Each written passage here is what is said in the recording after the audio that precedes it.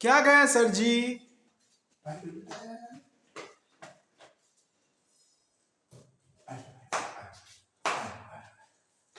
સરજી તમે તો નાના છોકરાઓ જેવું કરો છો. એવું તો તમે તને કે મોટા થઈ ગયા છો. સંયોગીકરણ પ્રક્રિયા ભણ્યા આપણે. સરજી આ તો ગોખાયું એક. ખાવા માટે તો આ બધું ચાલી રહ્યું છે. વિઘટન શીખ્યા આપણે. આ બે પ્રક્રિયાઓ આપણે શીખી લીધી. ત્રીજી પ્રક્રિયા છે વિસ્થાપન. કઈ પ્રક્રિયા છે? વિસ્થાપન. અને આ પેલો રાજ્યો છે એ પેલા કાર્ય નહીં પાડી દેતો. કેમ પાડી દે છે કાર્ય? કારણ કે રાજ્ય શક્તિશાળી છે એટલે કાર્યને પાડી દે છે. અને કાર્યો છે પેલા લાલ્યાને પાડી દે છે કારણ કે લાલ્યા કરતા કાર્યો તાકાતવાળો છે. અને પેલું લાલ્યું છે એ પેલા પીડિયાને પાડી દે છે કારણ કે પીડિયા કરતા લાલ્યું છે તાકાતવાળું છે. પણ હું તમે સમજો, પીડિયાને અને રાજ્યાને લડાઈએ તો પીડિયાને અને રાજ્યાને લડાઈએ તો રાજ્ય જ જીતી જવાનું. રાજ્ય જીતી જવાનું છે. કારણ કે રાજ્ય સૌથી વધારે તાકાતવાળો છે એટલે એ રાજ્યો તો કાળિયાને લાલ્યાને પીડિયાને બધાને પાડી દે કારણ કે તાકાતવાળો છે. એમ રસાયણ વિજ્ઞાનમાં એ તત્વો જે છે ને એમની ક્રિયાશીલતાનો એક ક્રમ આલેલો છે અને એ ક્રિયાશીલતાના આધારે તત્વોની તાકાત નક્કી થયેલી છે. અને એવી ક્રિયાશીલતાના ક્રમને આપણે એક વખત જોઈ લઈએ. તો દાખલા તરીકે પો સો કે મે એ ઝી આ લે હા ક મ સી ગો. યાદ રહી લે. પોસો કે યાદ રહ્યું સરજી. પો સો કે મે એ ઝી આ લે હા ક મ સી ગો. પો એટલે પોટેશિયમ, સો એટલે સોડિયમ, કે એટલે કેલ્શિયમ, મે એટલે મેગ્નેશિયમ, એ એટલે એલ્યુમિનિયમ, ઝી એટલે ઝિંક, આ એટલે આયર્ન, લે એટલે લેડ, હા એટલે હાઇડ્રોજન, ક એટલે કોપર, મ એટલે મર્ક્યુરી પારો, સી એટલે સિલ્વર ચાંદી, અને ગો એટલે ગોલ્ડ, ગોલ્ડ એટલે સોનું. આ જે છે ને એ સક્રિયતા શ્રેણી છે. કઈ? સક્રિયતા શ્રેણી. જેના આધારે તત્વોની શું નક્કી થાય છે? ક્રિયાશીલતા. તત્વોની શું નક્કી થાય છે? ક્રિયાશીલતા. હવે ક્રિયાશીલતાનો ક્રમ આપીએ તો પોટેશિયમ સૌથી વધારે સક્રિય છે. એનાથી ઓછું સોડિયમ, એનાથી ઓછું કેલ્શિયમ, એનાથી ઓછું, આ રીતે સક્રિયતાનો ક્રમ આપેલો છે. સર એટલે સોનાનો ઘરેણો બનાવવામાં આવે છે. હા, એટલે સોનું જે છે ને એ સક્રિયતા શ્રેણીમાં સૌથી ઓછામાં ઓછું ક્રિયાશીલતા ધરાવે છે. હવે આ ક્રિયાશીલતા એટલે શું? તો ક્રિયાશીલતા શાના આધારે નક્કી થાય? તો તત્વની હવા સાથે, પાણી સાથે, ભેજ સાથેની પ્રક્રિયા કરવાની ગતિના આધારે એની ક્રિયાશીલતા નક્કી થાય.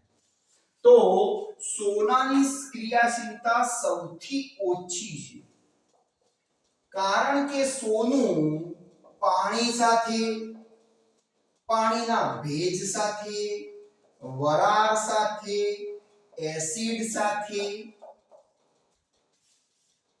ખૂબ ધીમી પ્રક્રિયા કરે છે અને હવા સાથે પણ ખૂબ ધીમી, હવામાં રહેલા ઓક્સિજન સાથે પણ ખૂબ ધીમી પ્રક્રિયા કરે છે, નહિવત પ્રમાણમાં પ્રક્રિયા કરે છે, એટલે એ ખરાબ થતું નથી.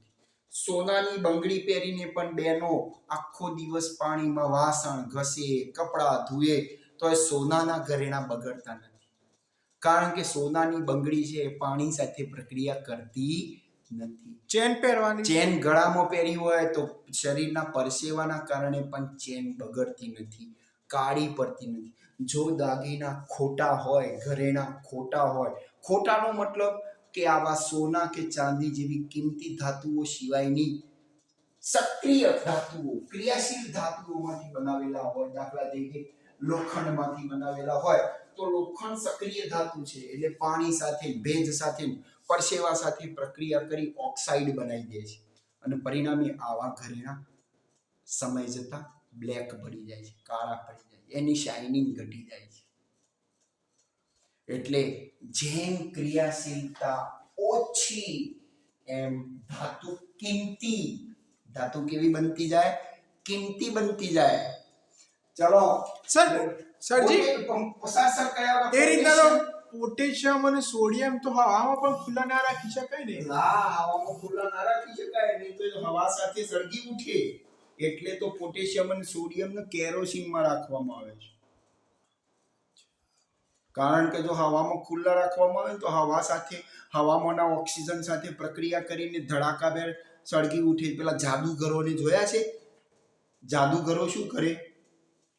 જાદુગરો છાપામાં પહેલાથી સોડિયમ ફિટ કરી દે અને પછી આમ તમારી સામે છાપું વાંચે કે આ જે કાંકરિયા તળાવની અંદર માછલીઓ તળાવમાંથી બહાર નીકળી ગઈ, બરાબર, અને હાથી અને કીડી વચ્ચેના યુદ્ધમાં હાથીએ કીડીને ઘાયલ કરતો, કીડીને હોસ્પિટલમાં દાખલ કરવામાં આવી છે અને 50 બોટલ રુધિરની જરૂર છે.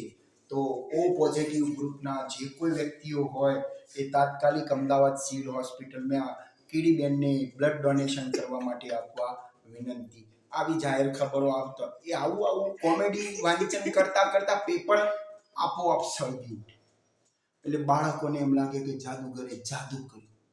વાસ્તવમાં પેલો છાપાની અંદર ફસાયેલો સોડિયમનો ટુકડો થોડોક ખુલ્લો પડે અને હવા આડે એટલે હવાના ઓક્સિજન સાથે ધડાકાભેર સંયોજાય છે અને છાપું સળગી ઉઠે છે. એટલે આપણને મેજિક લાગે છે, વાસ્તવમાં આવું કોઈ મેજિક જેવું હોતું એટલે સળગી જાય છે સરજી. સળગી જાય છાપું, કારણ કે સોડિયમ ધડાકાભેર સળગે ઓક્સિજન સાથે છે એટલે એની જે સળગવાની તીવ્રતા છે છાપાને અડે એટલે છાપાનું જ્વલન બિંદુ તો નીચું હોય એટલે છાપું સળગવા માંડે. આપણે જેમ દીવાસળી અડાડીએ તો કાગળ સળગે, એમ દીવાસળીનું કામ કરે છે. તો અહીંયા સોડિયમ પોટેશિયમ સૌથી વધુ સક્રિય ધાતુ છે.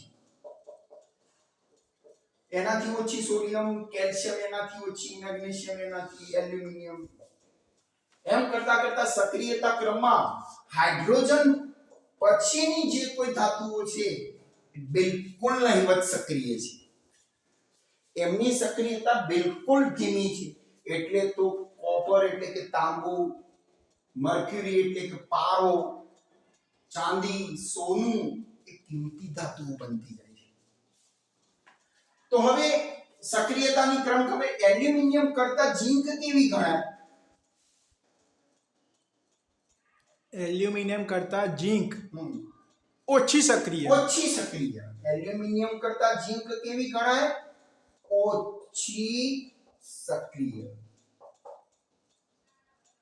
અલ્યા લોખંડ મેગ્નેશિયમ કરતા કેવું ગણાય? ઓછું સક્રિય. ઓછું સક્રિય. ઓછું સક્રિય ગણાય. લોખંડ તો મેગ્નેશિયમ કરતા ઓછું સક્રિય છે ને? હા, તો લોખંડ છે એ મેગ્નેશિયમ કરતા કેવું ગણાય? ઓછું સક્રિય. અને કેલ્શિયમ છે ઝિંક કરતા કેવું ગણાય? વધુ સક્રિય. વધુ સક્રિય ગણાય. સરજી ઉપરનામાં એરો એલ્યુમિનિયમ થી ઝિંક તરફ હશે તો વધુ સક્રિય આવશે. હા, એલ્યુમિનિયમ થી ઝિંક તરફ જઈએ તો એ વધુ સક્રિય થાય. એલ્યુમિનિયમ કરતો ઝિંક કેવી છે? એલ્યુમિનિયમ ઓછી સક્રિય. ઓછી સક્રિય છે.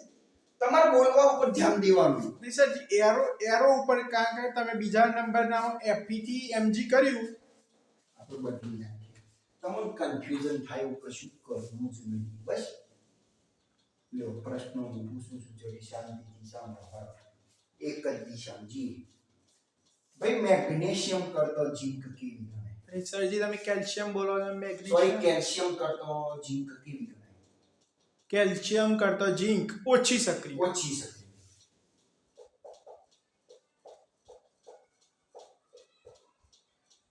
ઝીંક કરતો કેલ્શિયમ કેવી ગણાય? વધુ સક્રિય. સમજી ગયા વાતને? સમજી ગયા? હા સરજી. બરાબર. હવે એક જ ઉદાહરણ લઉં કે ઝીંક વત્તા કેલ્શિયમ સલ્ફેટ અને કેલ્શિયમ વત્તા ઝીંક સલ્ફેટ. સમજ્યા? અહીંયા કેલ્શિયમ અને ઝીંક ની વાતો કરી આપણે. તો આ ઝીંક છે એ ધાતુ છે અને કેલ્શિયમ છે એ ધાતુ છે. પણ આ એકલી ધાતુ છે અને કેલ્શિયમ ધાતુનું ક્ષારનું દ્રાવણ છે. શું છે? ક્ષારનું દ્રાવણ. કેલ્શિયમ નામની ધાતુના ક્ષારનું દ્રાવણ છે કેલ્શિયમ સલ્ફેટ. અહીંયા કેલ્શિયમ ધાતુ છે અને અહીંયા કોનું દ્રાવણ છે? તો ઝીંક નામની ધાતુનું ક્ષારનું દ્રાવણ છે.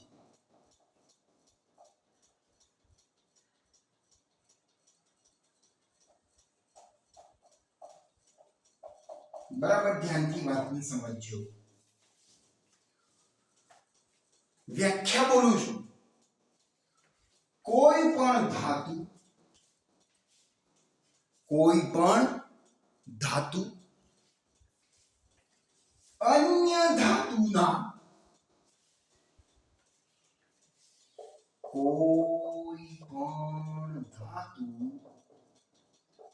અન્ય ધાતુના ક્ષારના દ્રાવણમાંથી કોઈ પણ ધાતુ અન્ય ક્ષારના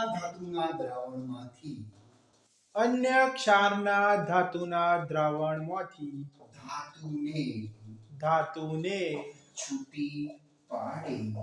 છૂટી પાડે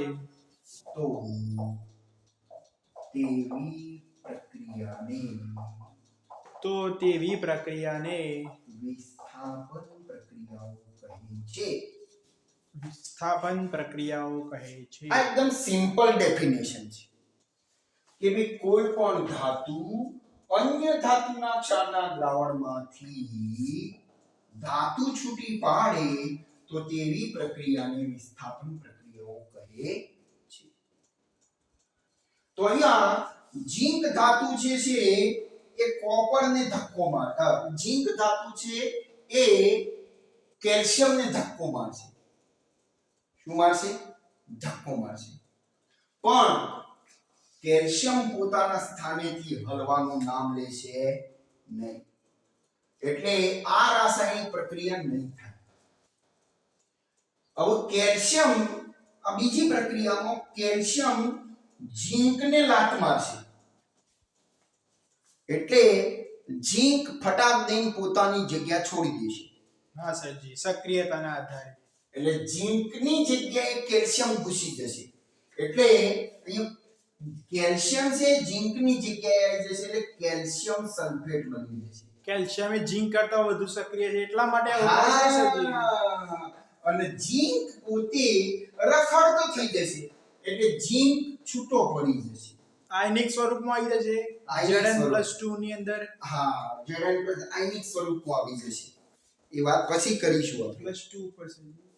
હા, તો ઝીંક +2 બતાવવો પડે તો આયનિક સ્થિતિમાં આવી જશે. હા, કારણ કે અહીંયા Zn+2 હતો ને. હા, તો તમે સમજી શક્યા ને? તો આ પ્રક્રિયા થઈ. ના સરજી, Zn+2 માંથી Zn થઈ જશે.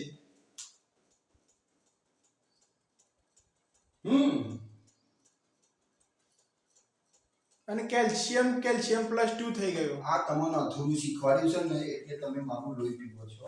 આ એજી બધી પંચાયતમાં હાલ પડ્યા વગર હા સર, અમે પેલા ટ્યુશનમાં જતા હતા.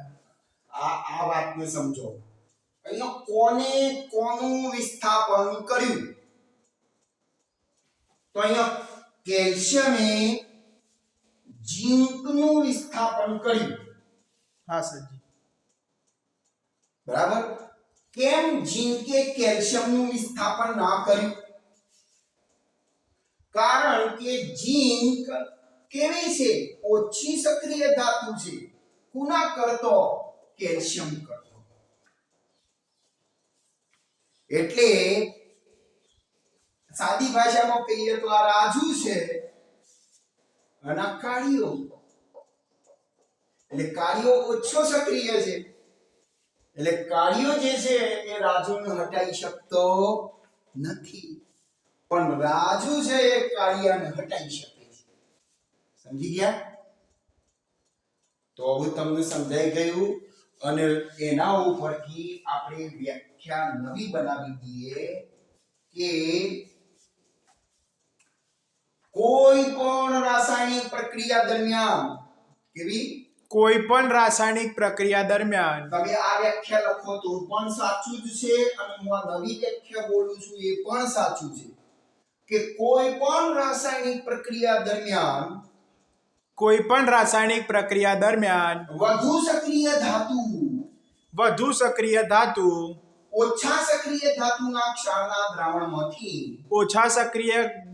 ઓછી સક્રિય ધાતુના ઓછી સક્રિય ધાતુને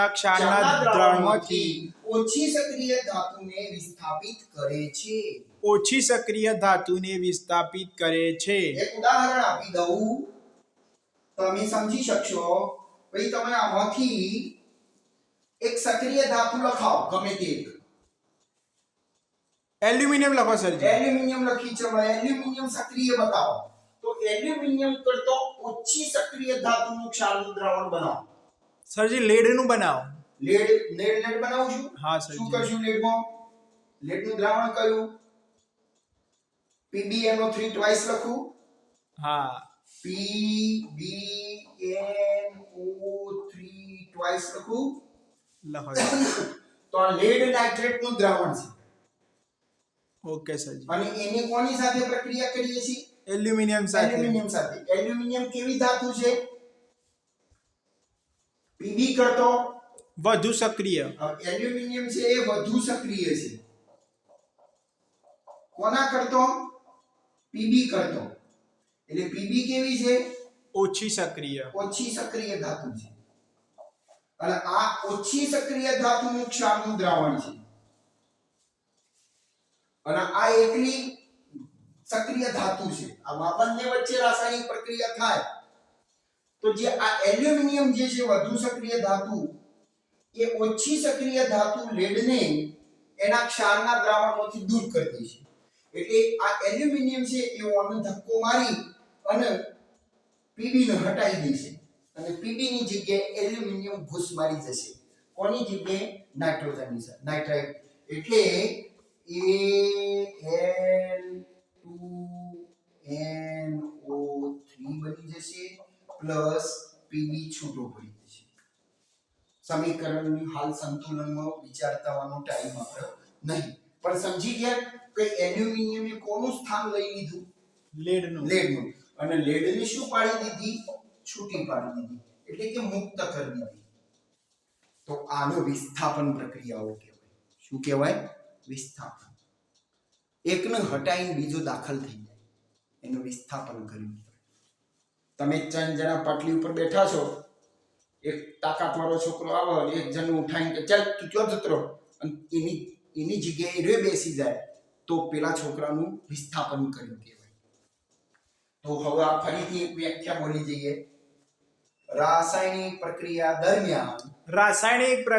દરમિયાન વધુ સક્રિય ધાતુ ઓછી સક્રિય ધાતુના ક્ષારના દ્રાવણમાંથી ઓછી સક્રિય ધાતુના ક્ષારના દ્રાવણમાંથી ઓછી સક્રિય ધાતુનું ઓછી સક્રિય ધાતુનું વિસ્થાપન કરે છે. વિસ્થાપન કરે છે. આવી પ્રક્રિયાઓને વિસ્થાપન પ્રક્રિયાઓ કહે છે. આવી પ્રક્રિયાઓને વિસ્થાપન પ્રક્રિયાઓ કહે ઓકે, છે. હવે તમે જોઈ શકો છો કે અહીંયા માત્ર ને માત્ર કોનું વિસ્થાપન થયું? પીબી નું સર્જન. પીબી નું વિસ્થાપન થયું. પીબી દૂર જતો રહ્યો. તો આવું વિસ્થાપન એ વન વિસ્થાપન એટલે કે એક વિસ્થાપન કહેવાય. પરંતુ આવી રીતે જો બે તત્વો બસ સ્થાન બદલાતો હોય તો આવી પ્રક્રિયાઓને દ્વિવિસ્થાપન કહેવાય. કેવો? દ્વિવિસ્થાપન. બે જણનું સ્થાન બે બદલાય. જણનું સ્થાન બદલાતું હોય તો એવા રાસાયણિક પ્રક્રિયાઓને આપણે દ્વિવિસ્થાપન પ્રક્રિયાઓ કહીશું. એને તમને નેક્સ્ટ લેક્ચરમાં એનું ઉદાહરણ આપીને સમજાવીશું અને પછી ઓક્સિડેશન અને રિડક્શન વાત કરીશું. એટલે આવતા વિડીયોની અંદર તમારી આ રાસાયણિક પ્રક્રિયાઓનો મુદ્દો પૂરો. ઓકે સરજી. સમજ્યા?